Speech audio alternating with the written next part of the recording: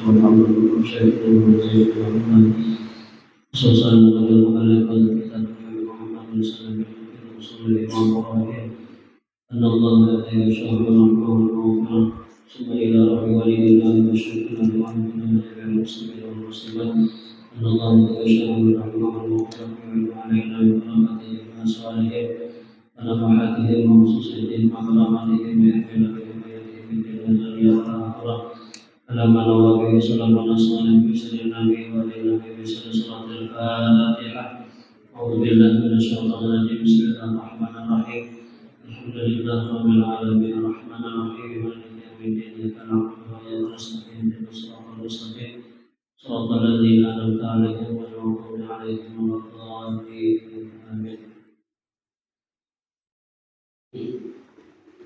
Assalamualaikum warahmatullahi wabarakatuh. Bismillahirrahmanirrahim. Alhamdulillah rabbil alamin wa bihi nasta'inu ala umuri dunya waddin. Wassalatu wassalamu ala asyrafil anbiya'i wal mursalin sayyidina wa maulana Muhammadin wa ala alihi wa sahbihi ajma'in. Subhanaka la ilma lana illa ma 'allamtana innaka antal alimul hakim wa la haula wa la quwwata illa billahil aliyyil 'azim. Al-azizil hakim adada kulli harfin kutiba wa yutaba abadal abidin wa dahral dahirin. Sallallahu alaika ya man la'al ulum rabbi shrah li sadri wa yassir li amri wa hlul 'uqdatam min lisani yafqahu qawli. Qala al-mu'allif rahimahullah ta'ala wa nafa'ana bihi wa bi jami'i ulumihi fid dharain amin. Dan Rasulullah sallallahu alaihi wasallam bersabda pada hadis yang lain, salasun haramallahu tabaraka wa ta'ala alaihimul jannah mudminul khamri wal 'aqu li walidayhi wad dayyus alladhi yuqirrul khabas fi ahlihi. Artinya 3 macam orang yang Allah Azza wa Jalla mengharamkan surga atas mereka, yaitu pertama adalah pecandu khamar, yang kedua adalah orang yang durhaka kepada kedua orang tuanya, dan yang ketiga adalah dayyus, yaitu orang yang membiarkan perbuatan keji di dalam keluarganya. Nah, ini 3 golongan ujar Rasulullah, 3 macam orang yang Allah haramkan mereka itu masuk ke dalam surga. Artinya maksud diharamkan di sini artinya ditegah, dilarang ataupun ditegah mereka itu masuk ke dalam surga. Nah, kelompok pertama ujar Nabi adalah orang yang melakukan atau mengekali akan meminum khamar. Ini mereka ini orang yang selalu dan tidak berhenti daripada meminum khamar atau melakukan mabuk-mabukan. Nah, jadi bukan hanya khamar saja, apapun yang bisa memabukkan itu hukumnya khamar. Kullu muskirin haramun ujar Rasulullah, ya setiap yang memabukkan itu hukumnya adalah haram. Kemudian pendapat ulama yang lain, kullu muskirin khamrun, setiap memabukkan itu adalah hukumnya khamar. Nah, jadi siapapun yang mengekali meminum khamar ataupun mabuk-mabukan, maka orang ini akan ditegah atau diharamkan Allah masuk ke dalam surga apabila ia kada bertaubat daripada dosa meminum khamar tadi. Tapi apabila ia bertaubat sebelum dia meninggal dunia, nah maka Allah izinkan dia itu masuk ke dalam surga. Kemudian yang kedua dan Nabi adalah orang yang durhaka kepada kedua orang tua. Nah, ini juga ditegah atau diharamkan Allah memasuki akan surga. Orang yang durhaka kepada kedua orang tua. Dan yang ketiga adalah dayyus. Nah, ini dayyus ini orang yang membiarkan ahlinya, anak dan istrinya itu melakukan perbuatan keji. Nah, apa perbuatan keji itu? Ujar di Al-Quran itu apa? Wala taqrabuz zina innahu kana fahisyah. Jangan mendekati zina kata Allah, karena zina itu adalah sesuatu yang keji. Nah, jadi kalau perbuatan maksiat berupa zina itu Allah mengatakan itu perbuatan yang keji, adalah perbuatan yang keji. Nah, jadi yang dimaksud perbuatan keji di sini adalah perbuatan zina. Jadi membiarkan anaknya kemudian istrinya itu mendekati perbuatan zina. Nah, ini dayus, ya kan? Orang yang tidak ada kecemburuan di hatinya itu melihat anak dan istrinya itu memperbuat perbuatan yang mendekati perbuatan zina. Misalnya anaknya dirayu lelakian atau dibawa lelakian ke jalanan. Nah, ini berdiam aja ini, kalau ada sedikit pun di hati itu marah atau cemburu, bahkan suruhannya aja, misalnya bila kamu anak membawa anakku ke kemana aja bawa aja. Nah, ini dayus, ya kan? Dayus ini kalau ada sedikit pun di hati itu cemburu ataupun sangit terhadap orang yang mendekati atau berbuat sesuatu maksiat kepada keluarganya, atau pulang bininya. Nah, bininya dirayu lelakian, bininya disuruhakannya pulang membuka-buka aurat keluar rumah, dan sedikit pun di hatinya itu kan ada cemburu dilihat orang bininya. Nah, ini dayus juga kan. Bahkan ada sebagian laki-laki itu yang disuruhnya bagi bininya, ini apa bapak kaya yang terbuka, dibawanya perjalanan ke tengah pasar dilihati orang, maka himbau lagi ini melihati bini ini bagus kalau awaknya, putih kalau awaknya. Nah, ini orang yang dikatakan Rasulullah dayus. Nah, maka Nabi dalam hadis lain itu bila dia membolehkan atau mempersilahkan istrinya membuka aurat kemudian berjalan keluar rumah, itu ya Rasulullah setiap langkah bininya itu adalah hakikatnya adalah perbuatan yang mendekatkan suaminya ke dalam neraka. Jadi semakin banyak bininya itu melangkah keluar rumah membuka-buka auratnya, itu adalah sesuatu yang mendekatkan suaminya ke dalam neraka. Karena lakinya mengizinkan, lakinya pulang memperbolehkan, malah disuruhnya. Nah, ini tiada lain karena si lakinya ini adalah sedikit punya ilmu agama. Jadi akhirnya dipersilahkan bininya membuka aurat, dipersilahkan bininya itu bepander merayu-rayu lawan lelakian.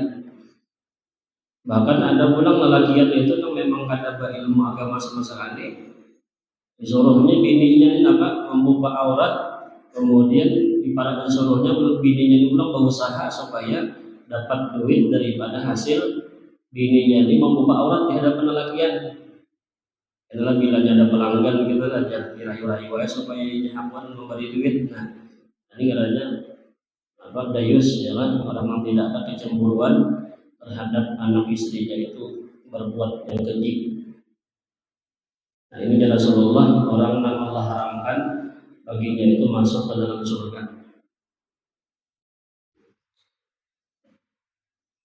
Wahai para perempuan, ketahuilah bahwa berbakti kepada ibu itu melebihi daripada berbakti kepada bapak. Jadi hak seorang ibu itu lebih besar, ya kan, untuk berbaktinya seorang anak melebihi daripada berbakti kepada ayah. Sebagaimana yang diriwayatkan dalam hadis Al-Habib Abdullah bin Alawi Al-Haddad dalam kitab An-Nasa'i, yang demikian itu sebab beban yang dirasakan seorang ibu itu daripada beratnya kandungan, sakitnya melahirkan, menyusui dan mendidik yang disertai kasih sayang. Bagi Habib Abdullah Al-Haddad, kenapa seorang perempuan itu, seorang ibu itu lebih besar harusnya berbaktinya seorang anak kepada ibu melebihi daripada ayah.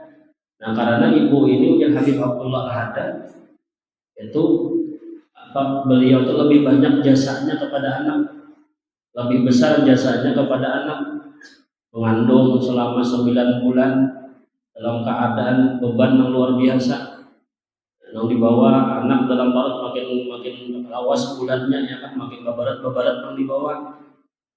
Kemudian ketika melahirkan pulang mempertaruhkan hidup dan mati, keluar darah banyak dan sebagainya, ya kan. Jadi ada sedikit perempuan itu waktu melahirkan itu meninggal dunia. Nah, karena ini mempertaruhkan hidup dan mati.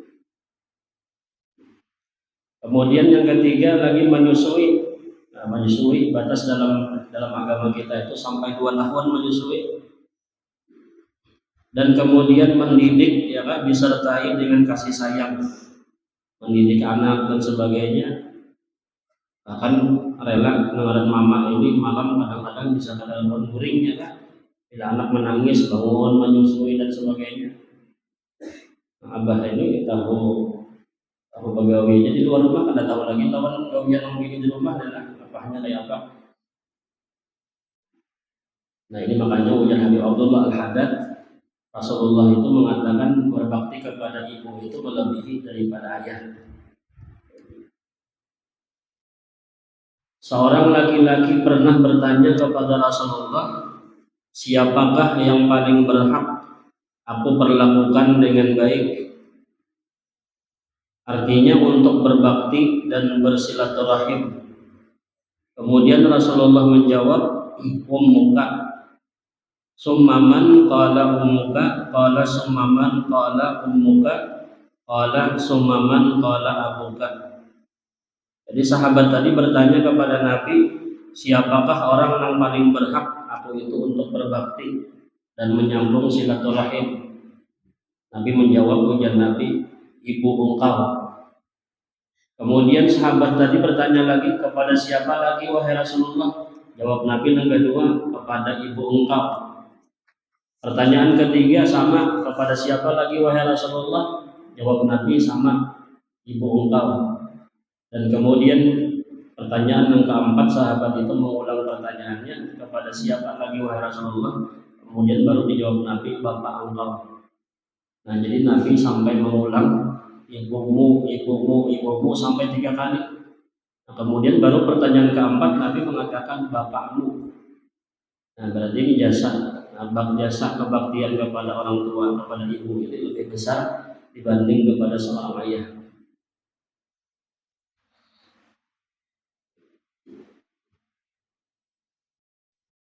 Dan anak itu pun paling banyak mengikutinya akhlak itu kepada ibu.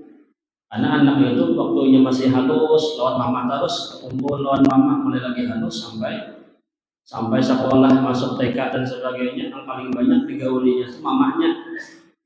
Jadi yang paling banyak diempatinya kelakuan si anak ini adalah mamanya. Makanya ujian Nabi itu kan al-um madrasatul ula, ya kan, ibu itu bagaikan madrasah yang pertama. Pendidikan yang pertama bagi anak itu dimulai daripada ibu. Jadi baik buruknya seorang anak ini tergantung baik dan buruknya didikan seorang ibu.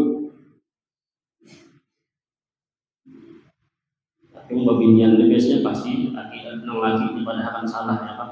Bila nong baik itu tuh jangan mau mati aku tuh ya. Tapi bila jangan ada baik itu sama pada mau mati apa hikamnya kelakuannya lah. Padahal yang paling banyak anak itu mau mati akhlak itu adalah ibu. Bahkan ulama mengatakan sampai 70%, 75% yang ulama akhlaknya anak itu tergantung kepada ibu. Nah, sisanya itu baru abahnya. Tapi dengan babinya ini kan ampun kalah biasanya, bila dia baik pasti itu aku itu melajarinya. Mau bila nggak ada baik lalu jadi karena kelakuan abah hikam no diumbati itu pasti itu telah.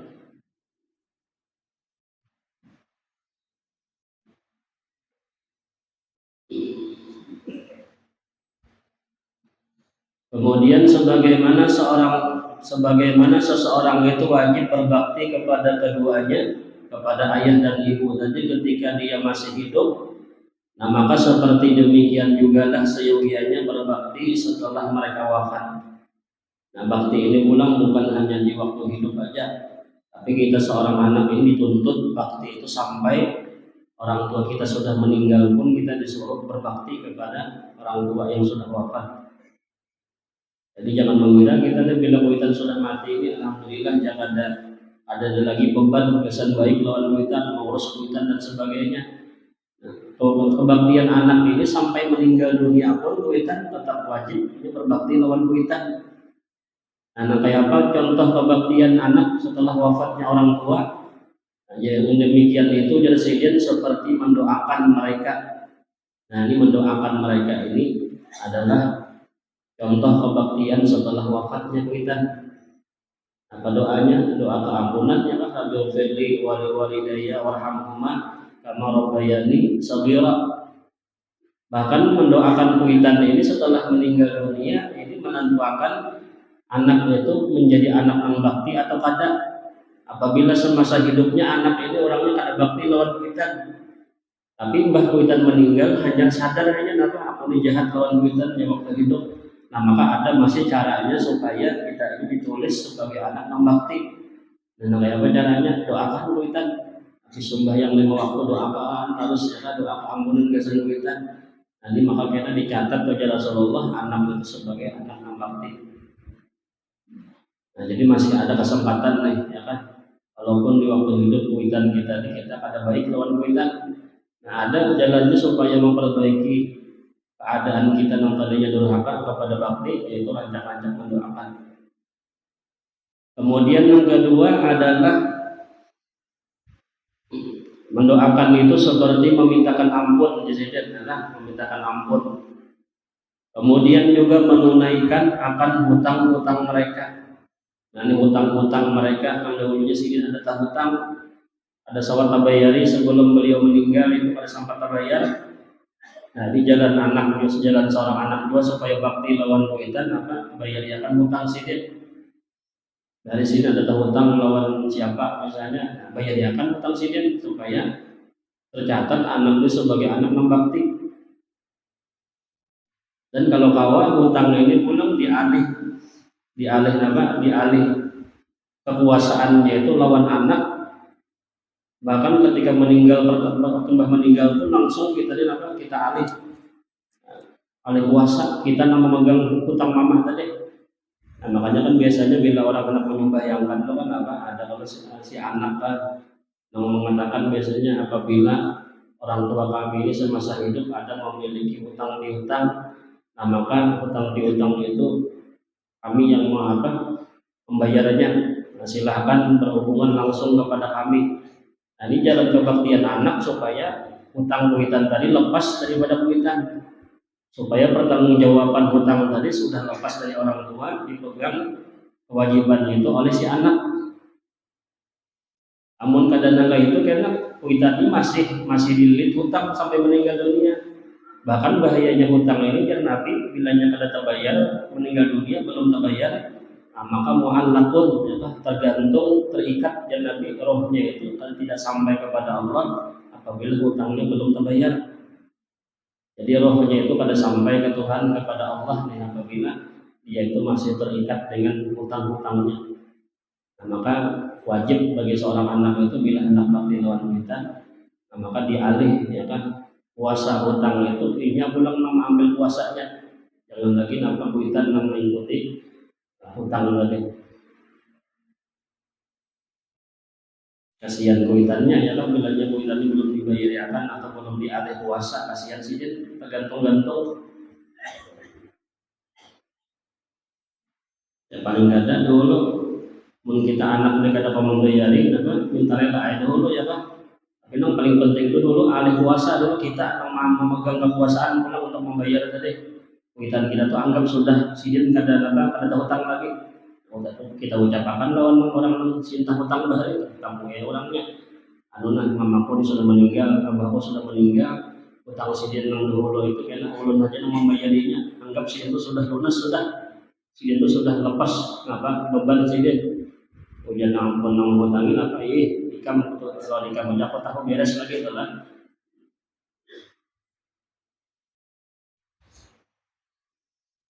Rasulullah sidin kan di zaman sidin itu pernah ada sahabat jadi membawa jenazah. Lalu jadi sahabat wahai Rasulullah yang empat kamu membayangkan ujian Nabi siapa berapa dibawa itu jenazah siapa? Ujian sahabat itu sahabat wahai Rasulullah. Ujian Nabi aku pada empat menyembahyangkan ini itu jadi Rasulullah banyak hutang belum dibayar lagi. Ada empat Rasulullah menyembahyangkan. Kemudian lalu pulang jenazah yang kedua kita kembali Nabi pulang ini jenazah siapa ya Rasulullah? Jenazah si fulan wahai Rasulullah. Wahai Nabi aku empat menyembahyangkan ini ada misi hutang. sampai Nabi itu sidin apa memilih ya kan, memilih orang yang meninggal ini ada dan hutangnya bilanya masih ada, nah, kecuali dilepaskan hutangnya, nah baru Rasulullah itu mau sih membayarkan.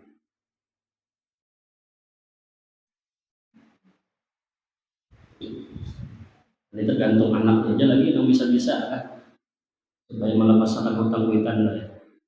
Nah kemudian yang ketiga, kebaktian anak setelah wafat orang tua melaksanakan wasiat mereka.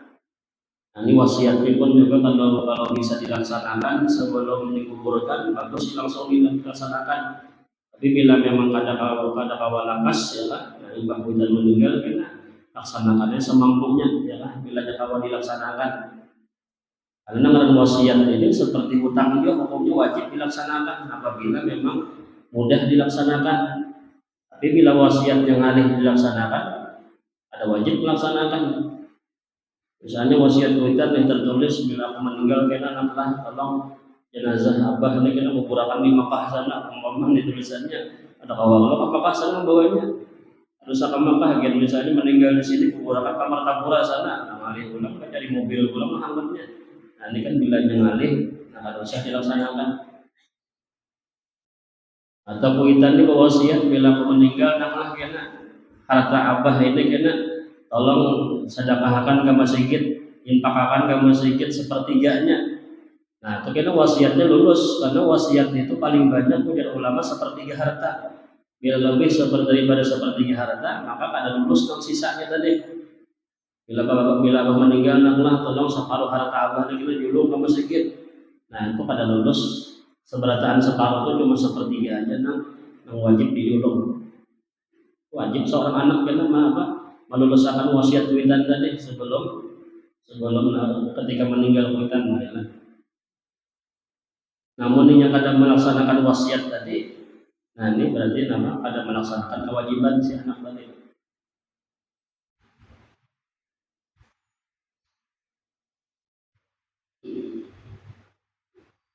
Kemudian yang berikutnya, kebaktian anak setelah wafat orang tua menyambung silaturahim kepada sahabat-sahabat mereka dan orang-orang yang mereka kasihi. Nah, kuitan kita nih bahari setelah meninggal, sebelum meninggal sijen tu patuju bahilang lawan kawan sijen, kawan akrab sijen. Nah, siapa kawan-kawan akrab sijen? Paraki, ya tamui, ilangi, menyambung silaturahim kepada mereka. Nah ini termasuk juga tanda kebaktian anak. Sidin bahari ada misian kawan nang istilahnya semua sariur lah. Anak bujur-bujur bekawan bujur lawan kawan tadi mulai lagi harus sampai ganal begawi dan sebagainya. Nah itu perlu seorang anak tadi elangi ya silaturahim lawan kawan sidin tadi. Karena roh sidin pun kena senang luar biasa bilanya anak ini bailang juga pada kawan sidin nang bahari akrab sidin di dunia.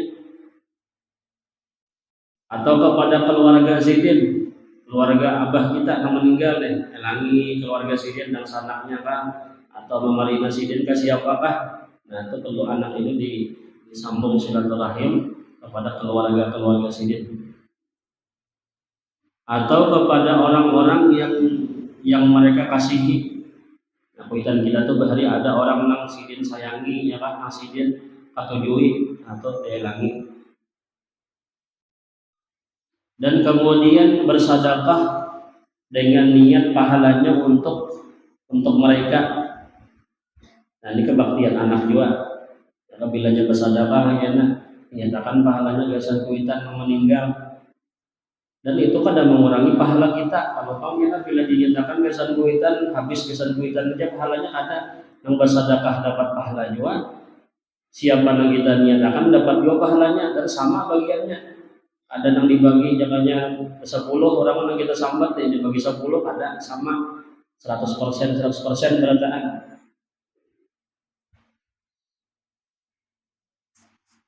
Nah, makanya kita bila baca doa arwah itu kita sambat aja berataan siapa kan anak kita sambati almarhum siapa apa itu bagiannya sama jadi kita berataan. Berarti jangan bahkan ujungnya muslimin dan muslimat. Nah, itu berataan kita sama bagiannya jika pahala itu 100 itu berataan itu dapat 100 berataan. Dan bahkan di Borobudur itu bagus kita kalau baca doa arwah atau nama tawasul kan.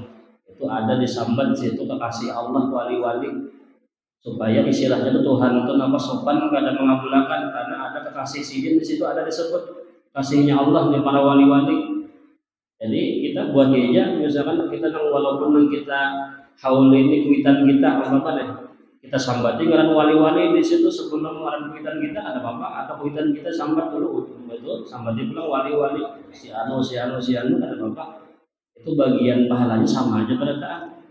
Dan itu mempercepat pulang kabulnya doa karena disebut nama kekasih Allah. Belum dari pernah ada sarwan belum waktu baca doa arbah sampai dia ada wali-wali si Abdul Qadir, Syekh Saman, Datuk Kalampayan, urusan kumpul, urusan batik, ada pula khususan yang almarhum yang diarwahi di Jamangannya. Nah imbah tuntung acara di Paragelo nambah rumah anu guru aja. Nah, berarti banyak banget yang sambat ya khususannya ya.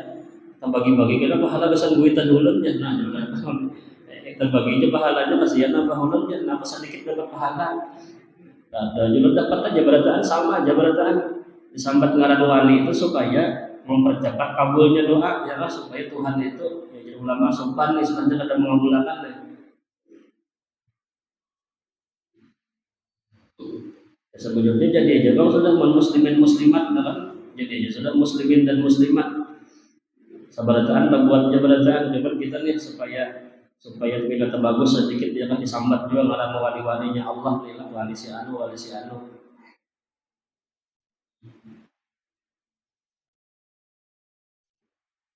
Kalau pian tuh pernah mendengar biasanya ada buat habaib ya kalau yang berdoa awal waktu mulai nang pada tuan sidin berataan mulai pagi mukaddam siapa lah habib panjang ya kan. Karena ujungnya baru nang sahibul hawal siapa nang dihawali jam sebelumnya disambati ngaran wali-wali. Nah itu bukan berbagi sedikit seorang saja sama pahalanya sama berataan. Dan itu termasuk bentuk daripada tawasul. Karena tawasul ini kita berwasilah dengan nama kekasihnya Allah supaya mempercepat kabulnya doa kita.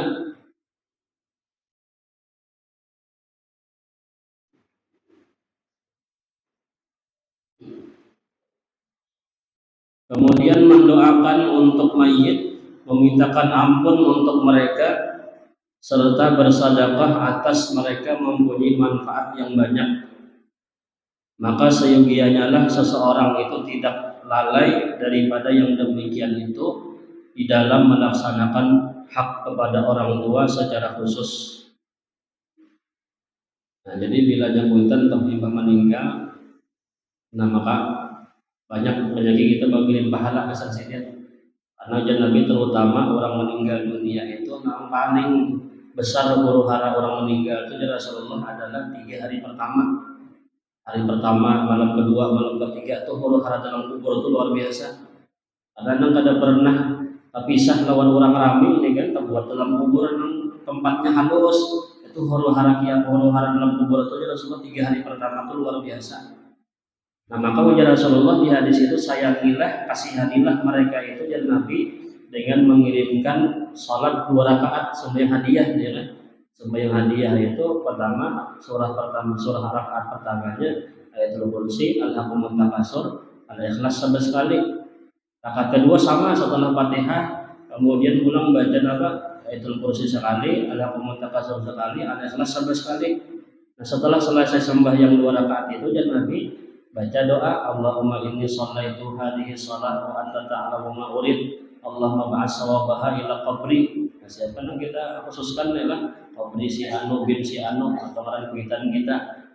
Nah ini ya Nabi kasihanilah sayangilah mereka itu dengan mengirimkan pahala sembahyang hadiah. Nah ketika sudah dilakukan sembahyang hadiah itu dalam riwayat Allah kirimkan malaikat. Dalam riwayat ada yang mengatakan 70.000 atau berapa malaikat mengirim Tuhan ke dalam kubur si orang tua tadi untuk apa? Untuk mendoakan, untuk menghibur supaya huru hara dalam kubur 3 hari pertama itu dilewatinya dalam keadaan gembira dan dihibur oleh para malaikat. Dan orang meninggal dunia itu Nabi seperti orang yang sedang berenang di lautan. Jangan mencari tempat untuk berpingkut supaya jangan tinggalan. kayak orang di Batang Banyu atau Bokonyong cari supaya kesebab ikut ya kan. Nah kayak itu persisnya orang dalam kubur itu Nabi menghadang-hadang kiriman pahala orang yang hidup bagaikan orang memang berenang di tengah laut ya kan. Nah, tapi tidak ada kapalnya berenang. Nah, jadi kita ganang-ganang sudah meninggal dunia di Twitter siapa lah. Apalagi kita kalau bawa misalnya menggawi sebuah hadiah ini saban malam Jumat bagus banget ya. Kita kan sudah ada kawan di ziarah saban Jumat ke kubur kita. Dan paling kadang malam Jumat itu sebuah yang hadiah ya kan, atau bertahlil pulang limbah majelis hadiah bertahlil pulang. Nah, makan pahalanya ke sebelum kita. Karena malam Jumat ini kuitan tuh hadang-hadang kiriman anak.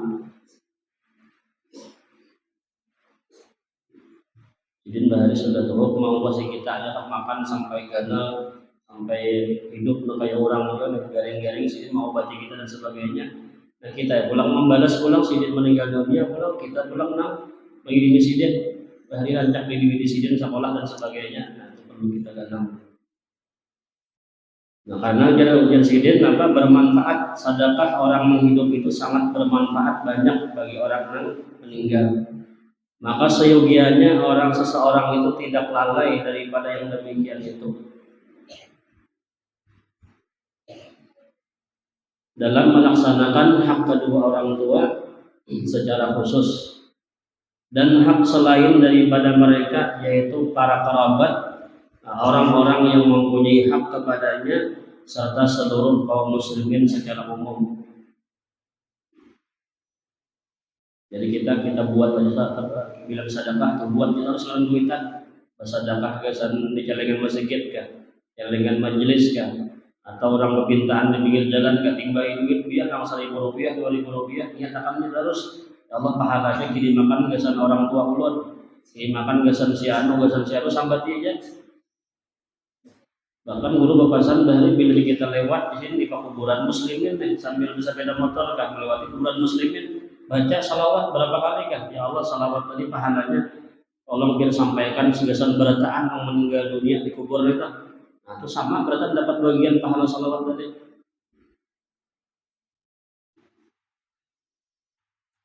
Jadi kita nih jangan pamalar melawan pahala ya. Dan siapa orang yang ulama ketujuh menghadiahi orang yang sudah meninggal dunia. Nah ini karena dibalas Tuhan pulang bila kita meninggal itu karena orang pulang banyak yang menghadiahi kita. Dan bila kita kadang ketujuh berhadiah non orang yang sudah mati jangan harap karena kita yang meninggal itu ada yang menghadiahi kita. Itu balasan Tuhan. Jadi bila kita rancak berhadiah atau karena dihadiahi orang juga kita yang meninggal dunia. Makanya orang bila anak pengajian ya, sebentar kali pengajian kan biasanya ada tawasul di mukanya kalau sambat ini. Witan kadang-kadang tinggal juga ila arwahi walidina kepada orang tua kami, wa masyayikhina guru-guru kami ya kan, wa jami'al muslimin seberataan orang Islam.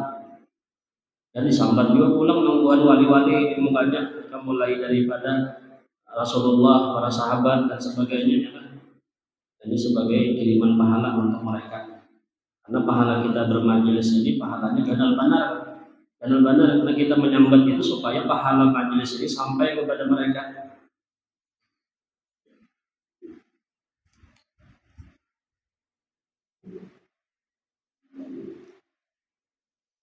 Kemudian pasal mengenai hak-hak seorang suami.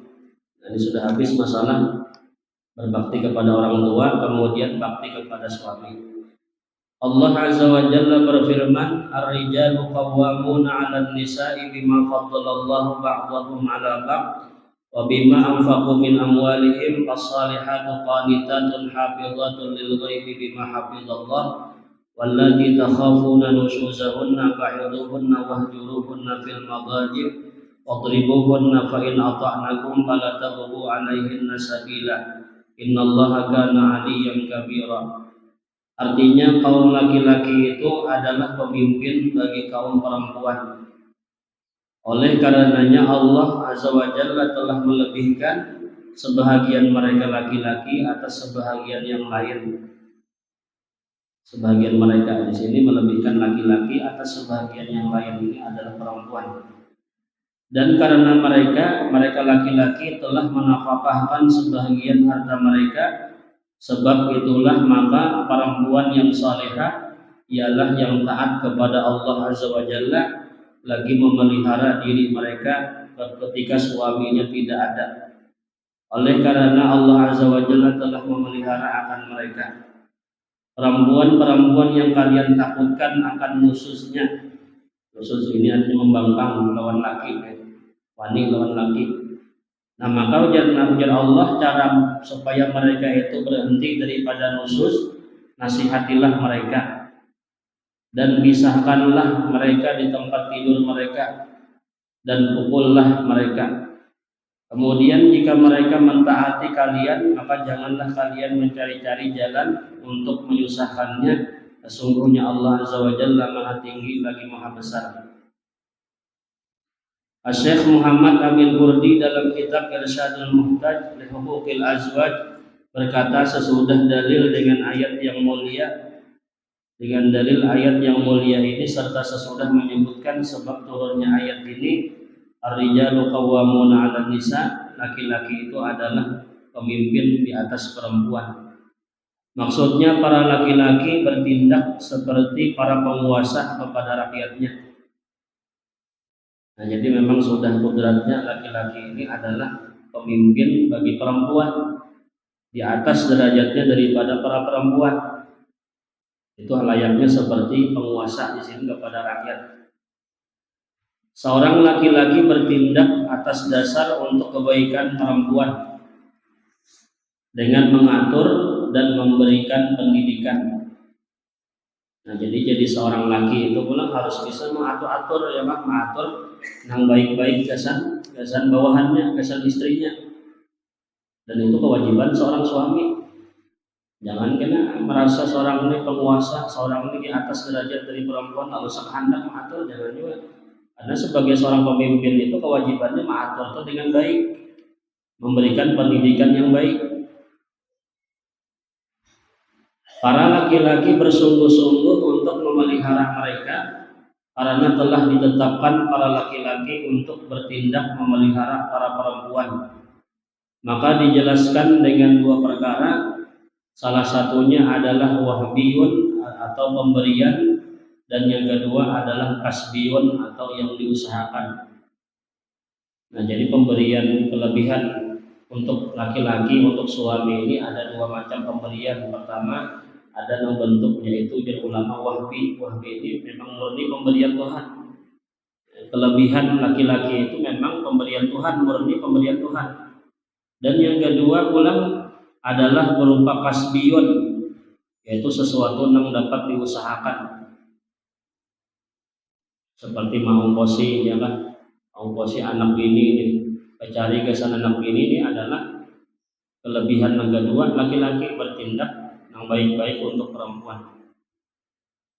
Dan Allah Azza wa Jalla menjelaskan yang pertama, yaitu berupa wahdiyun atau pemberian yang murni daripada Allah dengan firman-Nya, bima faddalallahu ba'dahum 'ala ba'd. Allah telah memberi keutamaan kepada para laki-laki terhadap perempuan dengan beberapa perkara. Nah, ini ada beberapa perkara yang mengungguli laki-laki itu atas perempuan yang tidak dimiliki oleh perempuan.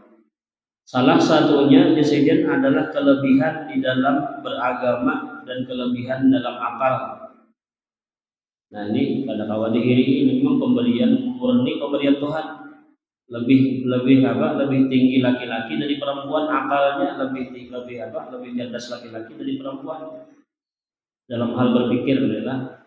Dan kemudian dalam masalah beragama pun ini lebih kuat laki-laki daripada perempuan. Ini pemberian Allah.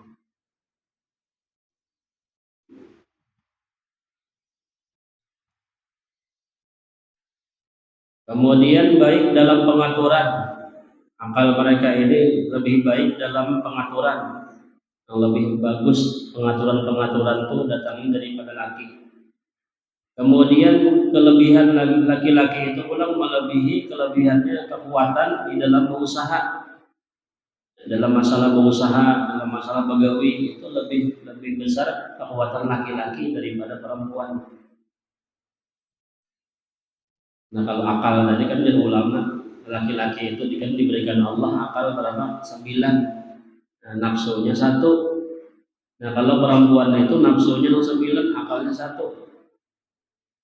Nah, ini wahbiyun ya kan, pemberian yang murni daripada pemberian Allah.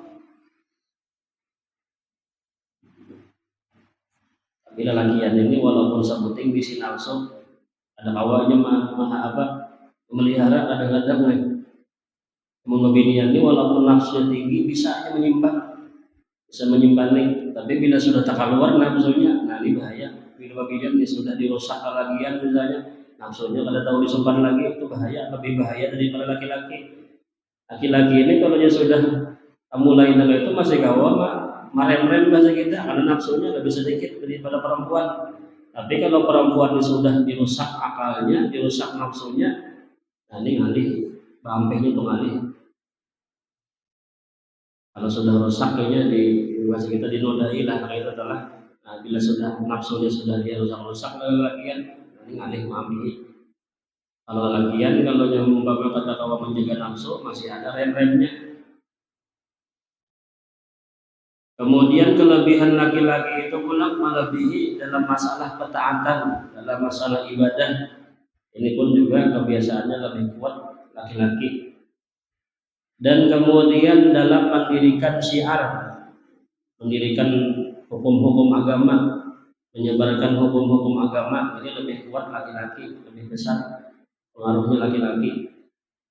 Kemudian dalam hal kekuasaan dan kesaksian, yang berkuasa, yang memimpin, ini juga adalah laki-laki. Itu memang sudah wahbiyun daripada Tuhan, pemberian yang murni. Nah, makanya kalau bawa tuh pembinian itu apa? Ada usah jadi pemimpin, ya lah. Yang bagus itu laki-laki yang paling bagus.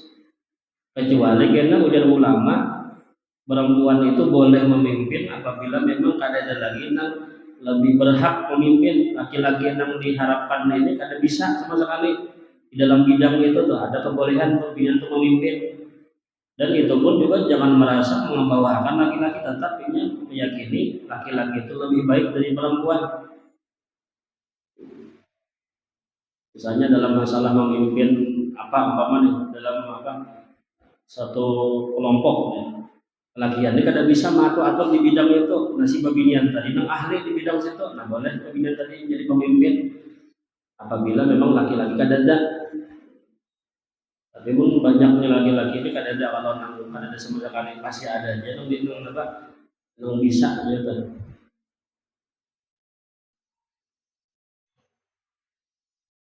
Bahkan Nabi itu mengancam di hadis, idza usidal amru ila ghairi ahli fantadhir sa'ah. Dan Nabi apabila dipimpin satu perkara itu nang bukan ahlinya, nah maka tunggulah kehancurannya ya Rasulullah.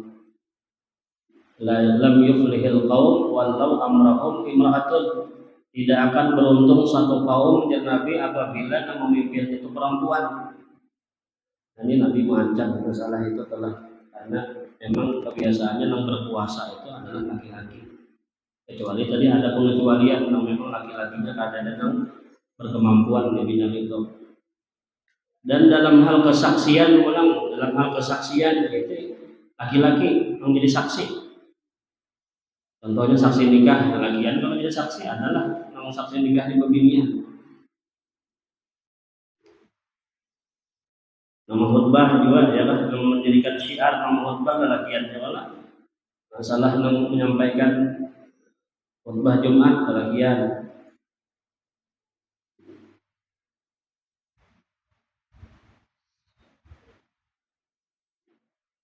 Atau pulang yang kedua ujar ulama yang diperbolehkan beginian itu mengurus ya kan, itu dalam hal masalah keduniaan, tapi kalau masalah agama itu pilih bujur-bujur yang bujur laki-laki.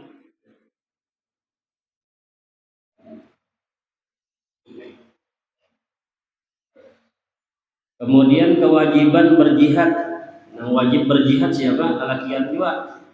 Di zaman Nabi berperang, laki-laki kalau berperang, berjihad. Adapun sahabat perempuan ada di zaman Rasulullah itu nang empat berperang lawan Nabi, tapi ini kada empat bakal langsung, tapi tukang masak akan ya kan, menyiapkan makanan dan sebagainya, kada empat langsung turun ke medan perang. Dan kemudian sholat Jumat, nang wajib sembahyang Jumat itu bagi laki-laki. Nah kalau perempuan ada wajib sembahyang Jumat, tapi kita sembahyang zuhur aja ya. Kemudian kelebihan laki-laki lagi adalah kelebihan bagian dalam hal masalah warisan. Nah, masalah warisan ini pun juga banyak bagian laki-laki dari perempuan. Laki-laki 2 bagian, perempuan 1 bagian. Kalau peninggalan harta itu misalnya 3 juta di warisannya, apa? Orang bisian anak 2 ekong nih, begini lawan lelakian, bahkan nang lelakian itu dia 2 juta, nang begini 1 juta. Walaupun nang lelakian itu nang adik, nang kakak itu beginian, tetap aja nang lelakian dapat lebih banyak.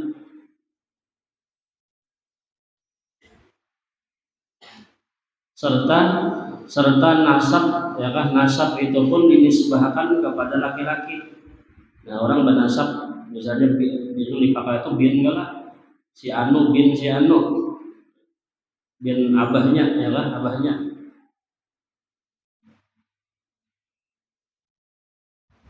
Jadi nisbah itu dinisbahkan kepada laki-laki.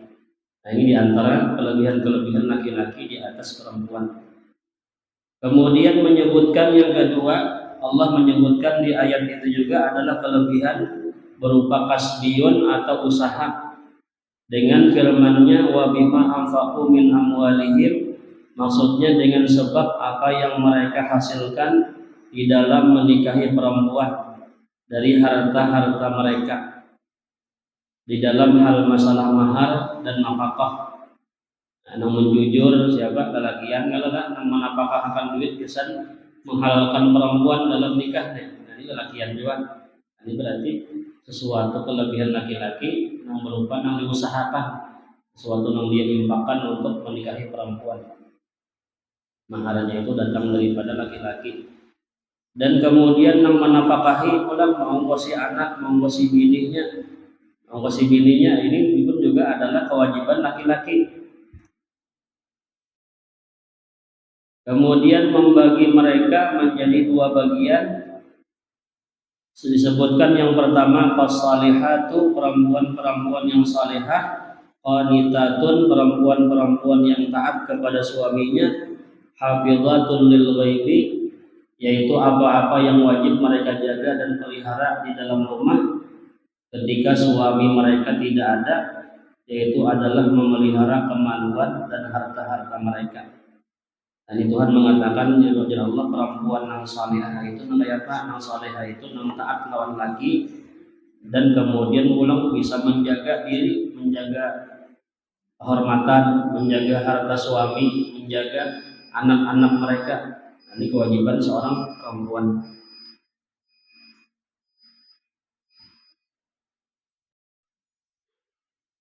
Dan memang biasanya nang bisa nang harap atur-atur duit itu kan beginian ya kan, mau begini ini harapnya atur-atur duit. Jadi mun menghapun menjulung lawan bini bagus juga duit nih menjulung ke bini, karena bini ini harap atur-atur betul-betul lagi meliwar harapnya mah menawar-nawar ya kan. Jalan-jalan lagi itu betul lagi bahkan dah karena sana batawar-tawar berhemat itu Rp1.000 aja bilang angkau liling masak aku jadi kena menukar dulu bandingkan lawan lain dulu. Tahun ini sini, ini larangnya 500, larangnya kena dulu cari pulang. Aku udah habis pasar liwak ya kan di tahun ini berada. Bila ada dong tanah murah Rp500 kan, yang murah itu itu kalinya. Menelaki yang ini mbah tahu sudah, keparahnya sudah kan udah lama-lama mau putar-putar ya kan. Jadi masalah duit ini memang mengharap mengatur beginian. Nah, makanya ujar ulama itu kan ada 3 sifat yang bagus bagi laki-laki, yang bagus bagi bagus laki-laki tapi tidak bagus bagi perempuan. Nah diantaranya adalah bakhil. Nah bakhil itu ada bagus bagi laki-laki tapi bagus bagi perempuan. Nah kenapa pembinian itu bagus pemalah? Karena bilanya pembinian ini karena kurangnya pamurah benar, jangan menghabiskan lawan harta laki. Apabila bertukar-tukar kada batawar-tawaran, kemudian tahuan larang pada untuk hari dia orang datang ke rumah permintaan julungnya taruh duit lagi di pajak menghabiskan duit lagi. Nah, jadi bagus saja pembinian tentang perhitungan ya kan, tapi bukan pamalar maksudnya yang ada mengeluarkan sama sekali untuk perhitungan gitu kan. Jadi laki-laki kada bagus pamalar, hendak menjulungi bini aja bilang berhitung benar. Kamu kada boleh habis jadi 50.000 nih kalau misalnya 2 hari cuma misalkan pemalar nggak nanti. Namun pembinian bagus ya kan, imit duit bagus. Kemudian yang kedua pula sifat penakut. Nah penakut ini kada bagus bagi lelakian, tapi bagi perempuan bagus penakutan. Karena bila jadi bini ini pewanian kan bisa menampar lawan laki ya kan, samparnya lakinya wani bang. Lagi bini ini sudah tuh angkat-angkat galam ini misalkan sebelum kawin bisa dianggap bakasnya langsung ke belakang lagi ya kan wani bang. Atau bilanya penakutannya pula pada wani bila malam-malam keluar mennya pada wani berdiam di rumah aja. Nah ketiga pula adalah pemalu. Nah lelakian ada bagus pemalu, tapi kalau beginian bagus penyumpahan ya kan, bilanya penyumpahan ini kan tapi apa ini pandai-pandai lawan lelakian, pandai nampina lembut atau pandai kan mau, tapi mau lelakian penyumpahan kada bagus juga. Diparaki orang bila kesipu-sipu bandar ya kan, bandar lawan orang di luar rumah, bila kada apa bandar, kamu di rumah di batak terus, kada bagus lelakian. Tapi beginian bagus.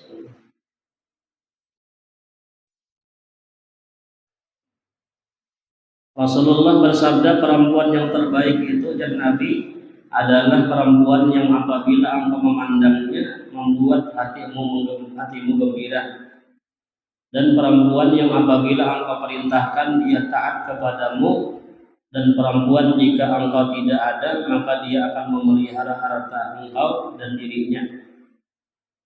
Nah ini perempuan yang paling terbaik itu ya Rasulullah 3 sifatnya lah. Pertama, apabila dilihat itu membuat hati gembira. Jika laki itu datang berbagawi ke rumah, menyambutnya dengan kurihing, yang karena bahagia hati laki.